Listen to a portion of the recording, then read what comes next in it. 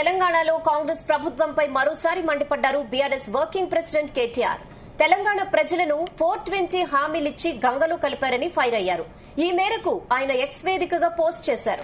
ఢిల్లీ వీధుల్లో కొత్త నాటకం మొదలు పెట్టారని ఆయన ఎద్దేవా చేశారు. ఉచిత కరెంట్, గ్యాస్ సబ్సిడీ ఎవరికి ఇచ్చారని ప్రశ్నించారు. రాష్ట్రంలో 2500 తీసుకున్న మహిళలు ఎవరు, తులం బంగారం తీసుకున్న ఆడబిడ్డలు ఎవరని నిలదీశారు. రైతు భరోసా 7500 ఇచ్చింది ఎక్కడ, చేసింది ఎక్కడ అని కేటీఆర్ ఆగ్రహం వ్యక్తం చేశారు.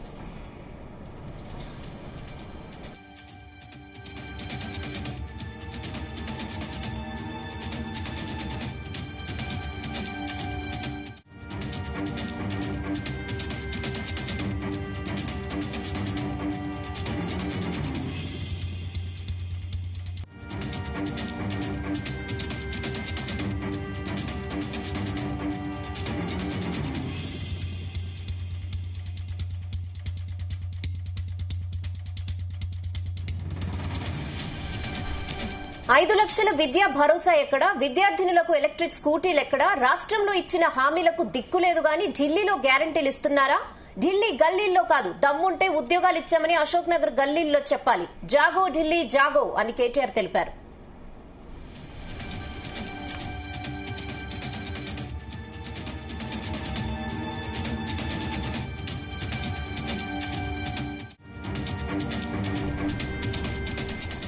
కాగా ఢిల్లీలో సీఎం రేవంత్ రెడ్డి ఆ రాష్ట్ర అసెంబ్లీ ఎన్నికల సందర్భంగా హామీ పోస్టర్ను విడుదల చేశారు. ఒక ప్రభుత్వం అధికారంలోకి వచ్చి హామీలు అమలు చేయకపోతే తనది బాధ్యత అని కామెంట్ చేశారు.